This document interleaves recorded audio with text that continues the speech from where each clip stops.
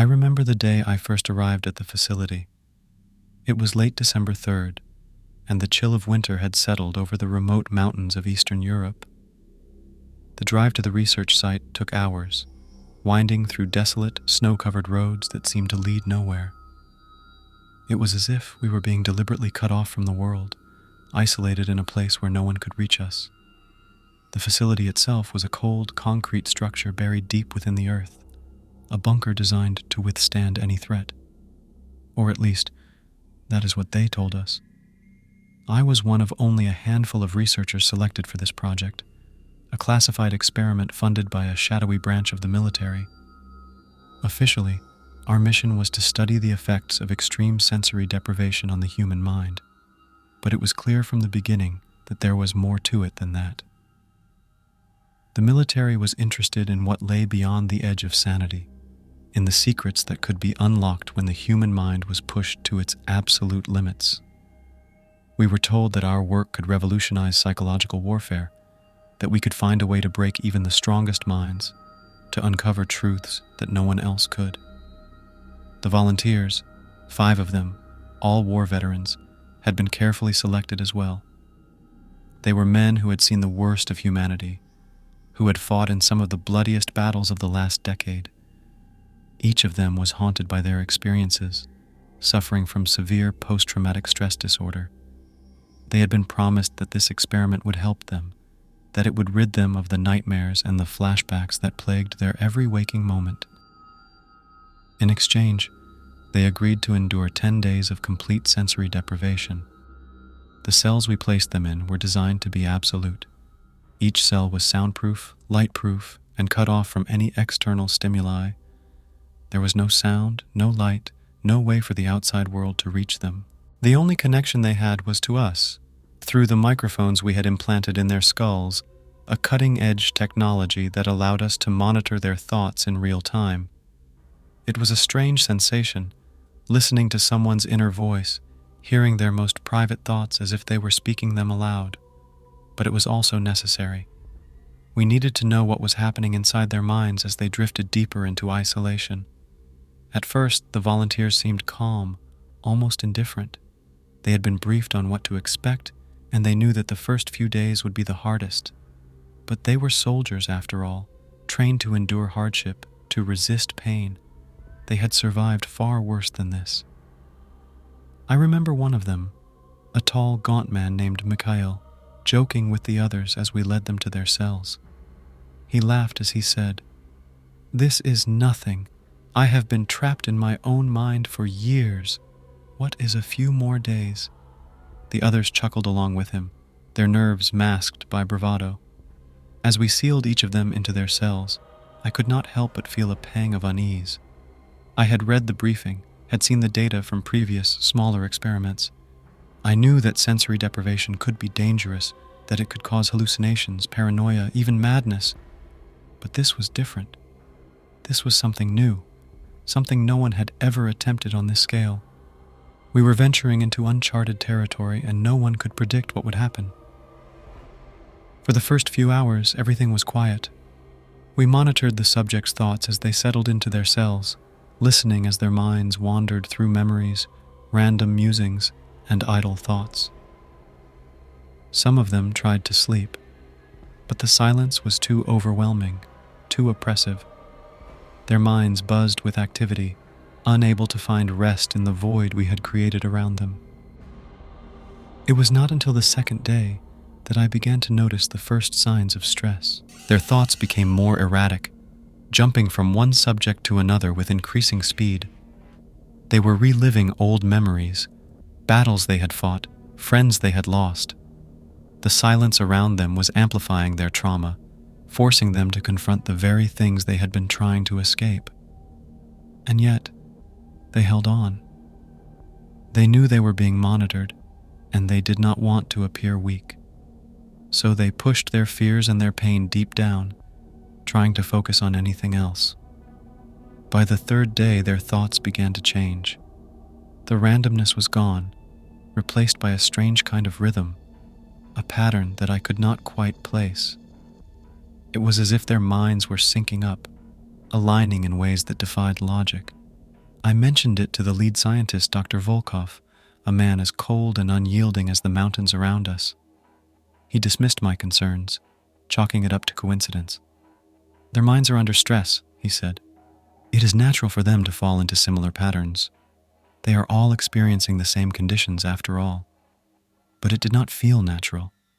It felt like something was happening, something we did not understand. I wanted to investigate further, to dig deeper into the data, but Dr. Volkov insisted we stay the course. We were only halfway through the experiment, and he was determined to see it through to the end. We need to let this play out, he said. We need to know what happens when they reach their breaking point. So I stayed silent, pushing down my unease and focusing on my work. But I could not shake the feeling that we were treading on dangerous ground, that we were pushing these men towards something we could not control. And as the days wore on, that feeling only grew stronger.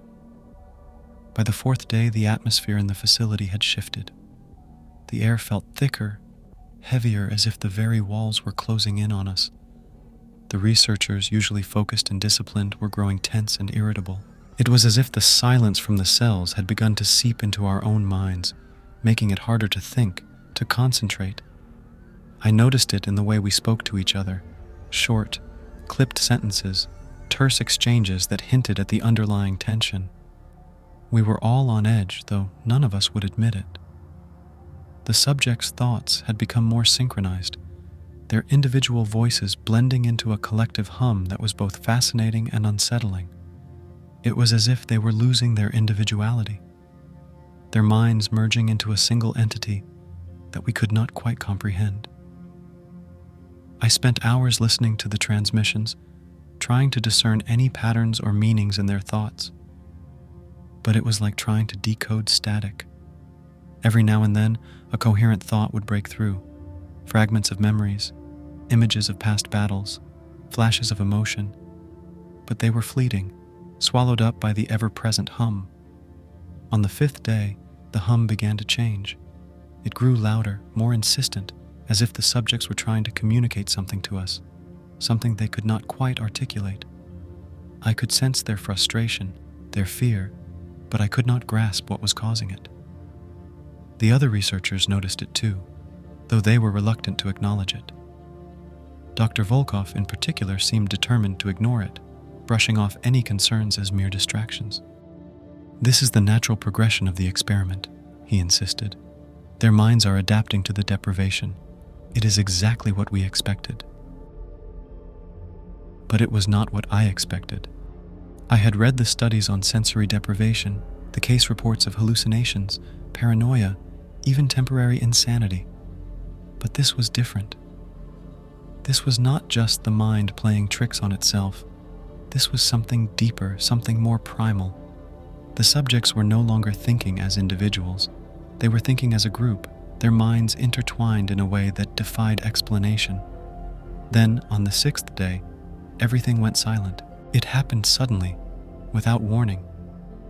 One moment I was listening to the hum, trying to make sense of it, and the next, there was nothing. The transmissions from the subjects stopped completely, as if someone had flipped a switch.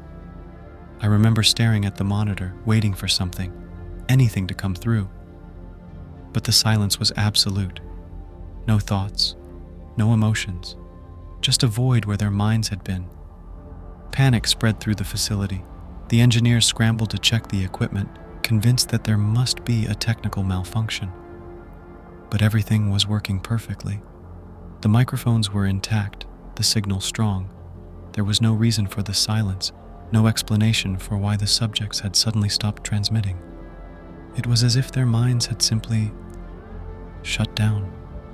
Dr. Volkov was visibly shaken, though he tried to hide it. He ordered us to monitor the subjects closely, to record any changes no matter how small. "This is unprecedented," he said, his voice strained. "We are witnessing something truly extraordinary here. We need to document everything." But there was nothing to document. The subjects remained silent, their thoughts a blank slate. The tension in the facility grew unbearable, the silence pressing down on us like a physical weight. We were all waiting for something to happen, for the subjects to break through the silence and give us some clue as to what was happening inside their minds. But the hours dragged on, and still there was nothing. By the 7th day, the silence had become maddening. I found myself straining to hear even the faintest whisper, my ears attuned to every creak and groan of the building. I was not the only one. The other researchers were on edge, snapping at each other over the smallest things. Even Dr. Volkov, usually so composed, was starting to crack. He spent hours in his office reviewing the data over and over, looking for any clue that might explain what was happening.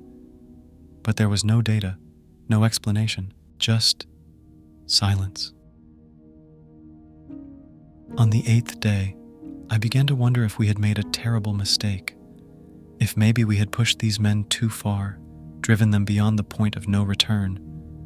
The thought haunted me, gnawing at the back of my mind as I sat in the control room, staring at the blank monitors. I thought about Mikhail and his bravado, about the others and the hope they had clung to when they entered those cells. They had trusted us, believed that we could help them, and now they were lost, trapped in a place we could not reach. It was then that I started to notice something else, something that sent a chill down my spine. The silence was not just in the cells, it was in the facility itself. The usual hum of machinery, the distant rumble of generators, even the faint murmur of the other researchers, it was all gone. It was as if the facility had been swallowed by the same void that had claimed the subjects. The only sound was the beat of my own heart, loud and insistent in the oppressive quiet. On the 9th day, I knew we had to act. We could not just sit there, waiting for something to happen. We had to know what had gone wrong, what had happened to those men. Dr. Volkov was resistant at first, but even he could not deny the reality of the situation. The experiment had gone off the rails, and we were flying blind. Reluctantly, he agreed to open the cells to see what had become of the subjects. I was there when the first door was opened.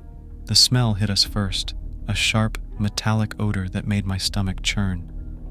It was the smell of fear, of sweat and something else, something I could not quite place. As the door swung open, I braced myself for what we might find, but nothing could have prepared me for the sight that greeted us. Mikhail was sitting on the floor, his back against the wall, his eyes wide open, staring blankly ahead. His face was gaunt, his skin stretched tight over his bones, and his hands were raw, the nails torn and bloody. He had been scratching at the walls, carving strange, jagged symbols into the concrete. Symbols that I could not understand, that made no sense. But it was his expression that haunted me the most.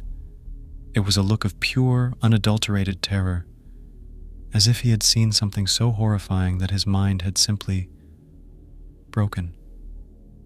He did not move, did not react as we approached. It was as if he was frozen in place, trapped in a nightmare that he could not escape. The other cells were the same. Each of the subjects was sitting in the exact same position, their bodies rigid, their eyes wide open. The walls of their cells were covered in the same symbols, scratched into the concrete with desperate, bloody fingers. And their expressions, those expressions will stay with me for the rest of my life. It was then that I realized the true horror of what we had done. We had not just broken these men, we had destroyed them. Whatever had happened in those cells, whatever they had experienced in the silence, it had shattered their minds, leaving them empty shells of the men they once were. And the worst part was, we still did not know why. We did not know what had caused the silence, what had driven them to this state.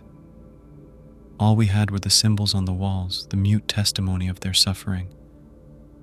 As we stood there, staring at the wreckage of our experiment, I could not shake the feeling that we had crossed a line, that we had unleashed something that could not be put back.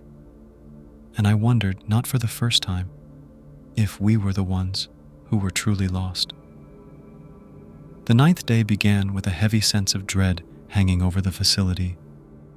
The air seemed thicker, colder, as if the very building had absorbed the fear and tension that permeated our every thought.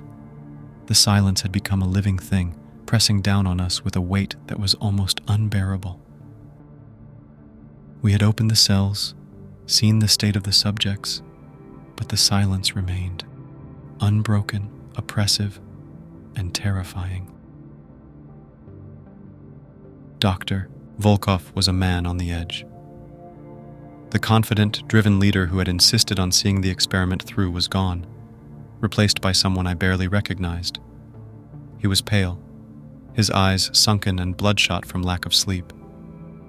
I had heard him pacing in his office at all hours, muttering to himself, reviewing the data over and over, searching for something, anything that could explain what had gone wrong. But there was nothing, just the silence. I was no better off. The image of Mikhail and the others, sitting there frozen in fear, haunted my every waking moment.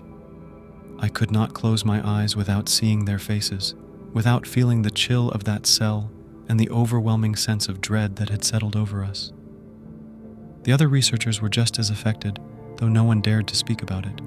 We moved through the facility like ghosts, our footsteps echoing in the stillness, each of us lost in our own thoughts, our own fears. The only thing that seemed to matter now was breaking the silence. We needed to know what had happened, what had caused the subjects to fall into this catatonic state. Dr. Volkov ordered another round of tests, desperate to find some clue, some sign that would give us a direction, a way to understand what we were dealing with. But the tests were inconclusive. The subjects' vital signs were stable: heart rates, blood pressure, brain activity, all normal. But they were unresponsive, their minds locked away behind walls we could not penetrate. It was on the evening of the 9th day that something finally changed. I was in the control room, staring at the monitors, my mind numb with exhaustion and fear, when I noticed a flicker of movement. It was faint, almost imperceptible, but it was there, a slight twitch of Mikhail's hand.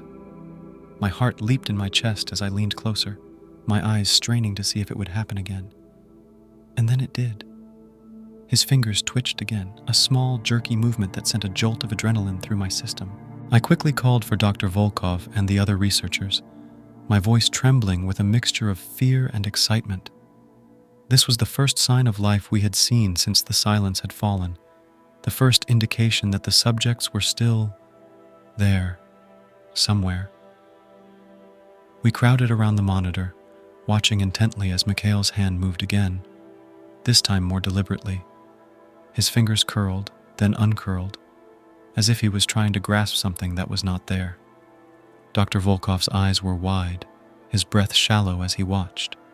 "He is trying to communicate," he whispered, as if afraid that speaking too loudly would break the fragile connection. But communicate what? What could he possibly be trying to tell us after days of silence, of sitting in that frozen, terrified state? I could feel my heart pounding in my chest as I stared at the monitor, willing him to move again, to give us some clue, some sign that he was still aware of what was happening. And then, slowly, agonizingly, Mikhail's head began to turn. His movements were stiff, jerky, as if he was fighting against some unseen force. But he was moving. His eyes, still wide and unblinking, shifted slightly, focusing on something just outside the frame of the camera.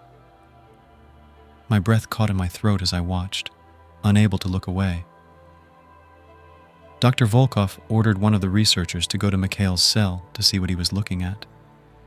The tension in the room was palpable as we watched the researcher, Dr. Kozlov, a young man who had joined the project only a few months before, hesitate for a moment before nodding and hurrying out of the control room. We watched the monitor in silence, our eyes glued to the screen as we waited for Kozlov to enter the cell.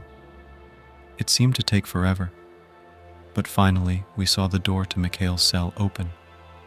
Kozlov stepped inside, his expression tense and wary, as if he was expecting something to leap out at him from the shadows. He approached Mikhail slowly, his eyes darting around the room, searching for whatever it was that had caught Mikhail's attention. And then, suddenly, Mikhail's eyes locked onto Kozlov's. The movement was so fast, so sudden, that it sent a shockwave through the control room. Kozlov froze, his face pale as he stared back at Mikhail, who was now looking directly at him.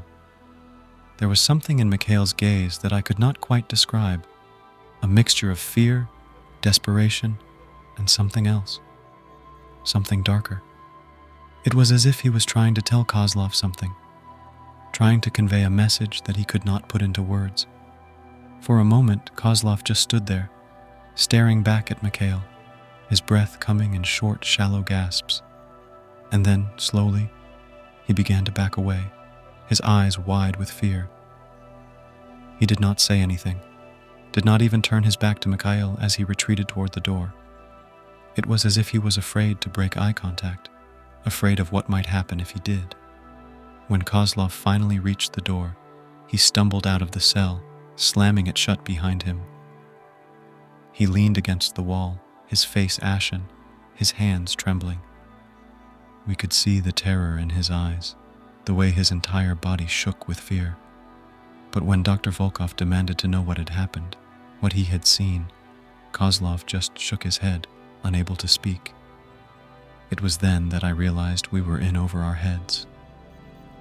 Whatever had happened to the subjects, whatever had caused the silence, it was beyond our understanding. We had ventured into uncharted territory and we were completely unprepared for what we had found. Dr. Volkov tried to regain control, barking orders at Kozlov, demanding that he return to the cell, but it was no use. Kozlov was beyond reason, his mind shattered by whatever he had seen in Mikhail's eyes. The silence had claimed him as well, and there was nothing we could do to bring him back. As the night wore on, the tension in the facility reached a breaking point. The silence was no longer just a void. It was a presence, something that filled every corner of the building, pressing down on us with an almost physical weight. We moved through the halls like shadows, our footsteps muffled, our voices barely above a whisper. It was as if we were afraid to disturb the silence, afraid of what might happen if we did. And then, in the early hours of the morning, the silence was broken. It was a sound, faint at first, but unmistakable. A low, guttural moan rising from deep within the facility.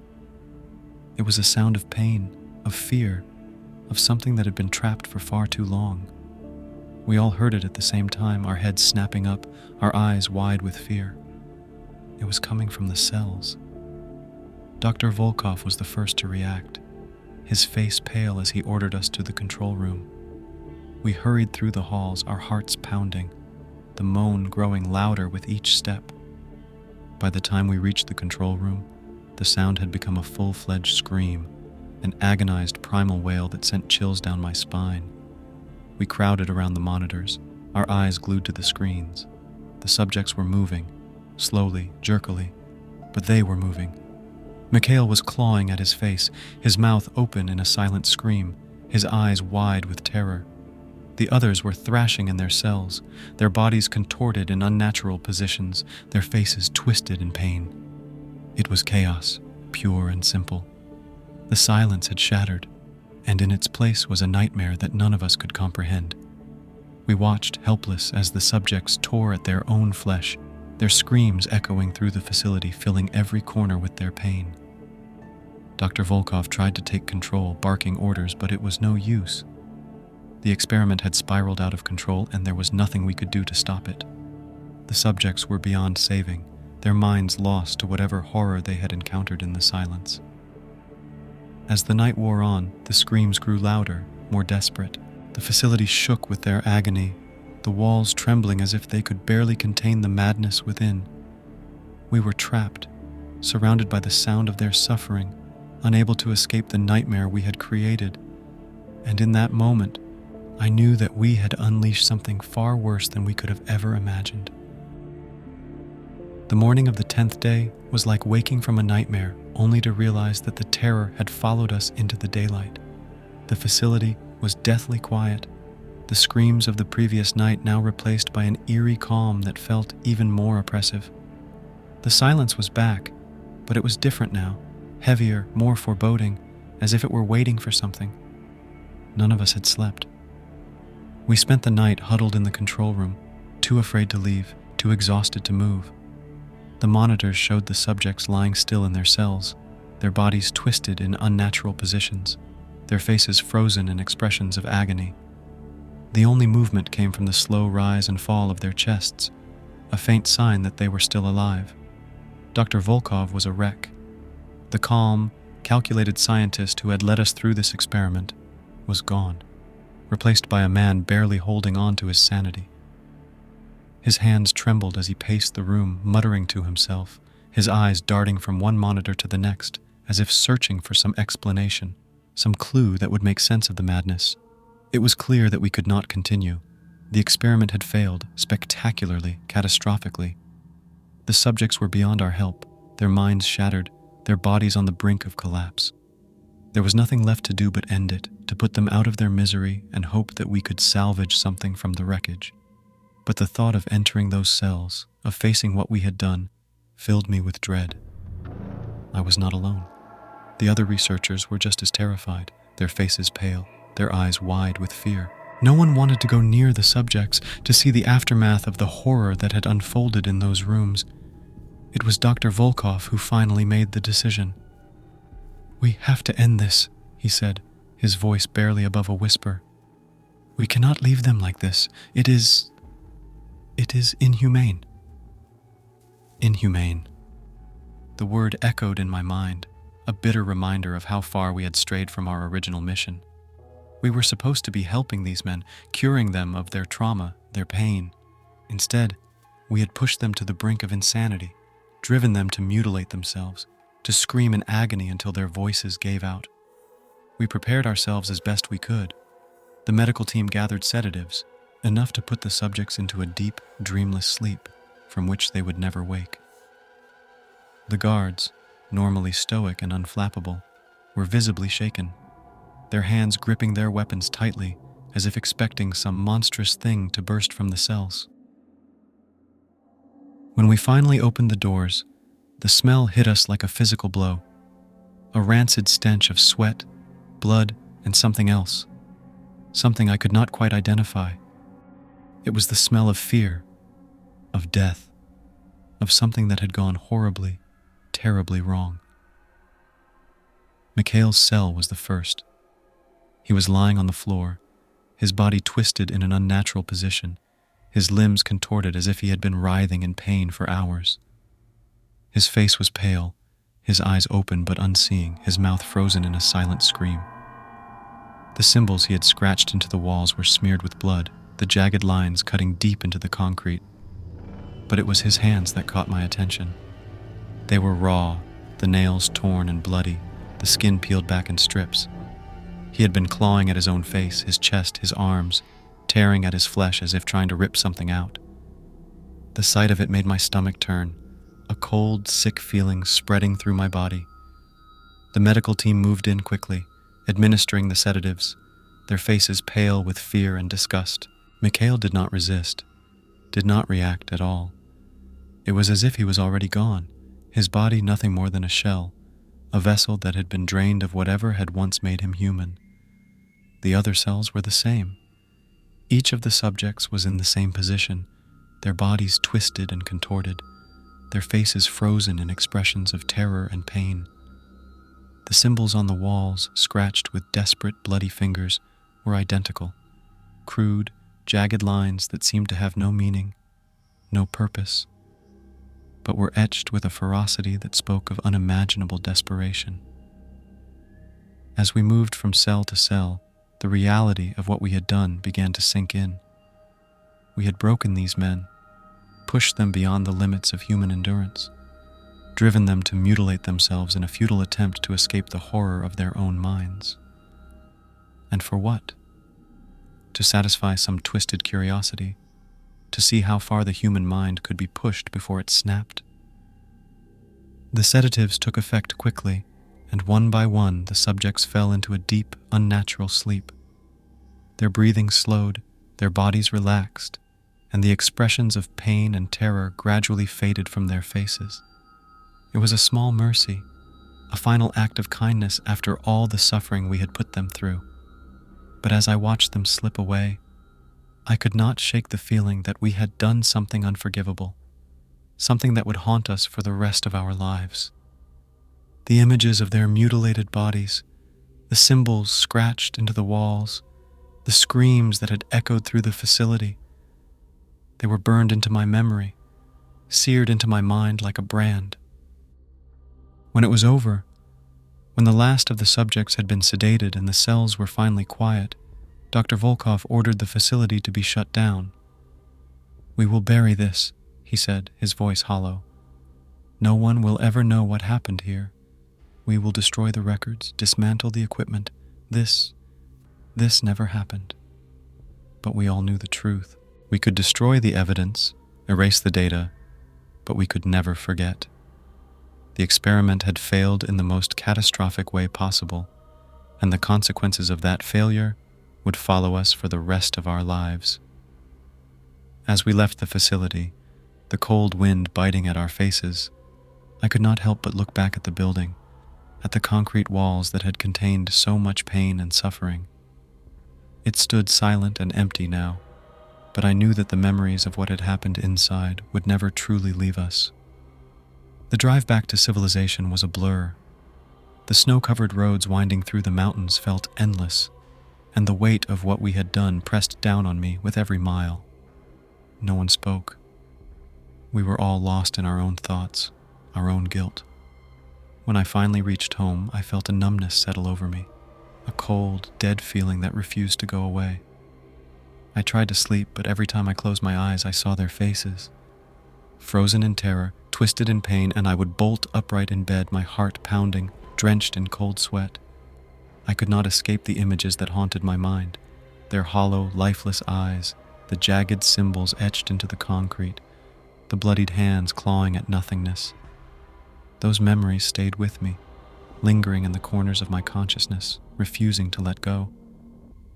The days turned into weeks, and still, the nightmares persisted.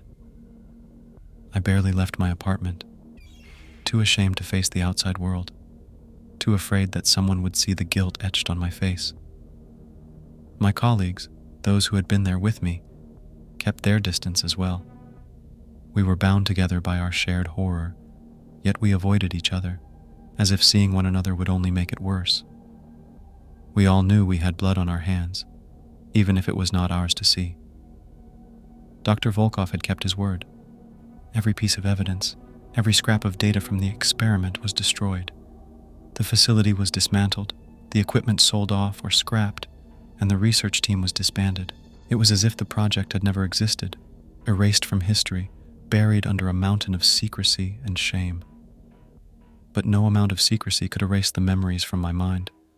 I tried to move on, to rebuild some semblance of a normal life, but the past hung over me like a dark cloud. I found myself unable to focus on anything for long. My thoughts would drift back to those final days in the facility, replaying over and over in my mind like a broken record. I became consumed by the need to understand what had happened, to find some kind of closure, some explanation that would allow me to sleep at night. But the more I thought about it, the more questions I had, and the fewer answers I found. What had those symbols meant? Why had the subjects been compelled to carve them into the walls? What had caused the silence? And what had they seen in that darkness that had driven them to mutilate themselves in such a horrifying way? These questions gnawed at me, growing louder and more insistent with each passing day. I began to research everything I could find on sensory deprivation, psychological experiments, and the effects of isolation on the human mind. I devoured books, journals, anything that might offer a clue. But nothing I read came close to explaining what we had witnessed. The data I uncovered spoke of hallucinations, paranoia, even psychosis, but nothing like the collective silence, the shared madness that had taken hold of our subjects. It was as if they had tapped into something deeper, something ancient and primal, that no one had ever encountered before.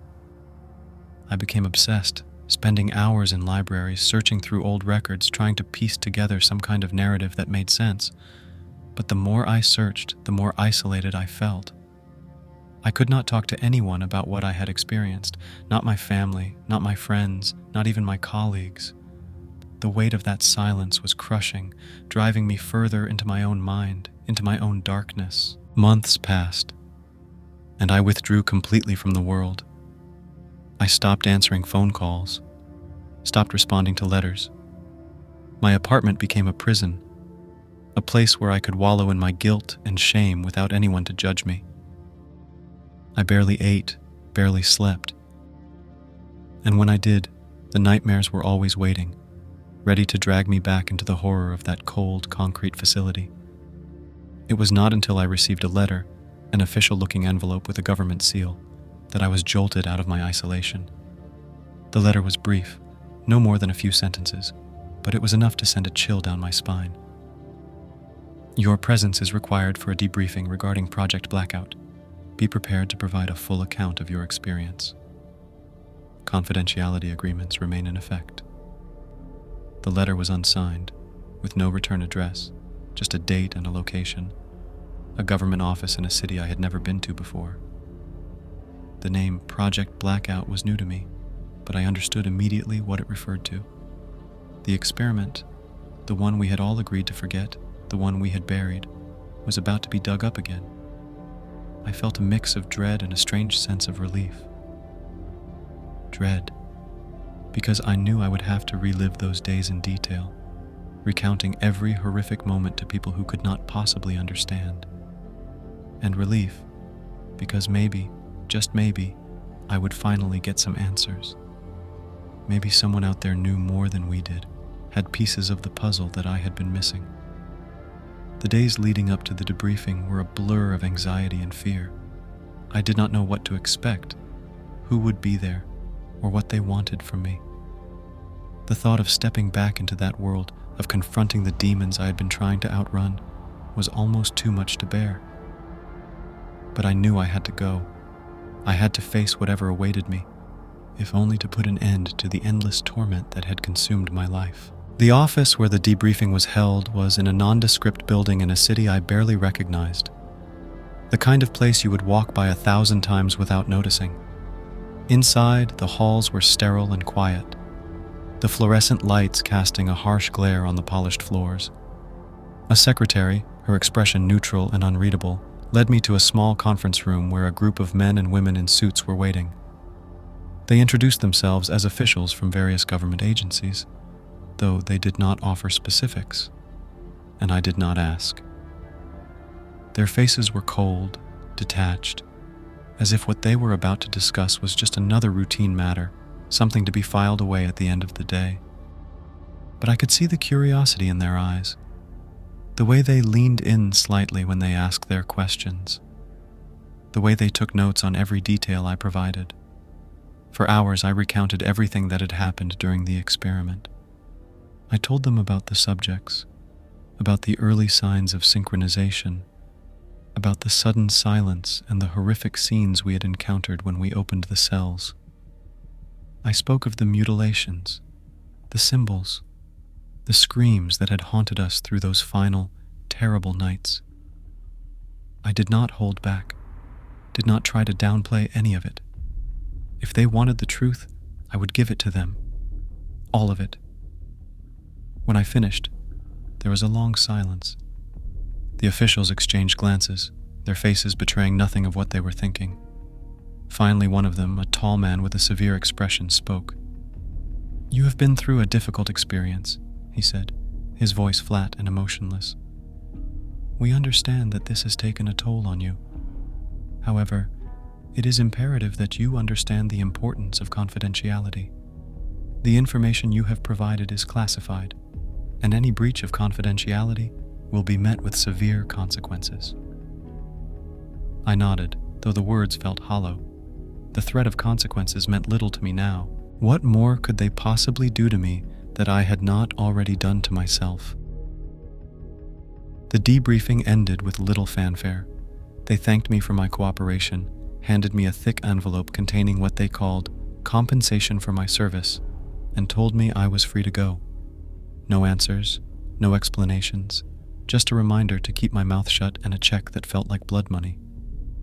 As I left the building, the envelope heavy in my hand, I felt a strange sense of emptiness.